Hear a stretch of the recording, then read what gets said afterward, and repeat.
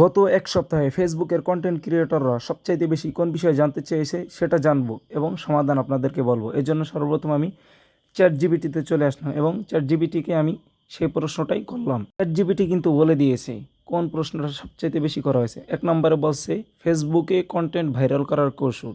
2 নম্বরে বলছে Facebook page বা রিলস মনিটাইজেশন সম্পর্কে।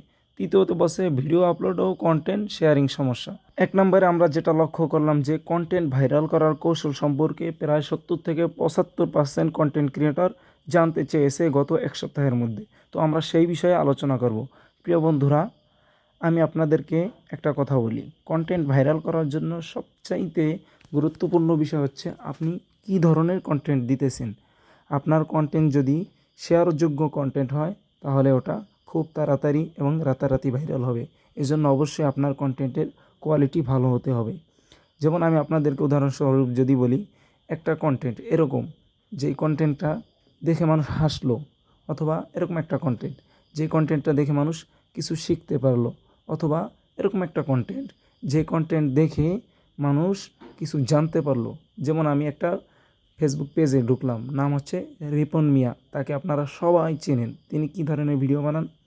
তিনি আপনাদেরকে অবশ্যই ফানি কন্টেন্ট দেন, তারপরে তেনার জীবনের সম্পর্কে বিভিন্ন সময়ে বিভিন্ন ধরনের কন্টেন্ট আপলোড করে যান। এখানে আপনারা একটু লক্ষ্য করেন, তেনার যে ধরনের কন্টেন্টগুলো স্বাভাবিক, যেমন তিনি রাজমিস্ত্রির কাজ করতেছেন, এই কন্টেন্টটা দেখেন মাত্র একটা শেয়ার হয়েছে। তারপরে বৃষ্টিতে ফসল শেষ, এটা 27টা শেয়ার হয়েছে। ইমোশন, কিন্তু শিল্পীরা সব শেষ যখন যেটার মধ্যে এই কন্টেন্টটার মধ্যে টাইটেল দিছে, দেখেন এখানে কি শেয়ার হয়েছে। আমি যদি ভিডিওটা আমি বেশি প্লে করতে পারবো না, দেখেন 399টা শেয়ার হয়েছে এই কন্টেন্টটা।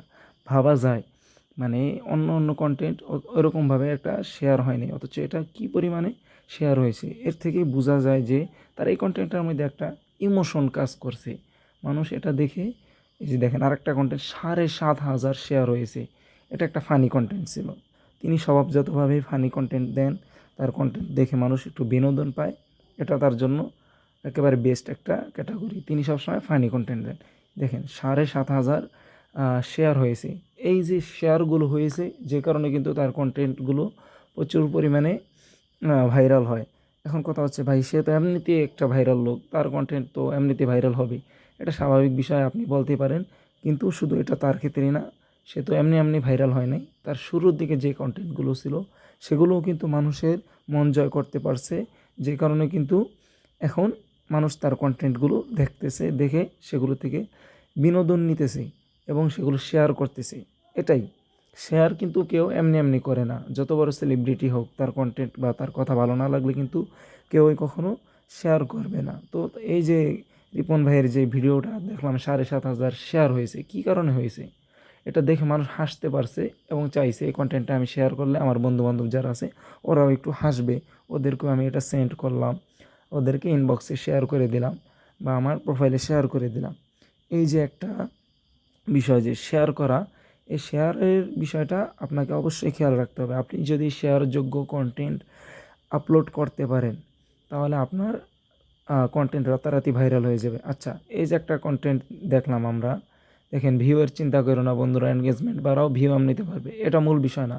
এই যে উনি যে একটা 2 লাইনের মধ্যে আপনাদেরকে একটা ইনফরমেশন দিল বা একটা অনুপ্রেরণামূলক কথা বললেন, এবং পাশাপাশি তার ফটোর মধ্যে আমরা দেখলাম যে তিনি মানুষকে স্টার গিফট করেন, সেটাও সেখানে তার ফটোতে উল্লেখ করছেন, যে কারণে কিন্তু মানুষ এখানে প্রচুর পরিমাণে রেসপন্স করতেছে। এই যে এখানে আবার মনিটাইজেশনের ব্যাপারে বলল, স্টারের ব্যাপারে বলল, এই সমস্ত মানে অনুপ্রেরণাদায়ক কথাবার্তা যেগুলো বললে মানুষ অনুপ্রেরণা পায় অথবা মানুষ বিনোদন পায় বা কিছু শিখতে পারে, সেগুলোর মধ্যে কিন্তু প্রচুর পরিমাণে আপনি সেগুলো থেকে শেয়ার পাবেন এবং রিয়াকশন পাবেন, ভিউ পাবেন, এনগেজমেন্ট পাবেন, এবং এই ধরনের কন্টেন্টগুলো খুব তাড়াতাড়ি রাতারাতি ভাইরাল হয়। আপনাকে অবশ্যই এগুলো খেয়াল রাখতে হবে। আর কন্টেন্ট বানানোর ক্ষেত্রে অবশ্যই আপনার সাউন্ড কোয়ালিটির দিকে খেয়াল রাখতে হবে, এবং যে ক্যামেরা দিয়ে কন্টেন্টটা আপনি তৈরি করতেছেন ক্যামেরাটা একটু ভালো হতে হবে, একটু না অবশ্যই ভালো হতে হবে। ক্যামেরা ভালো না হলে আপনার কন্টেন্ট কিন্তু ফেসবুক বেশি মানুষের কাছে সাজেস্ট করবে না, এটা খেয়াল রাখতে হবে।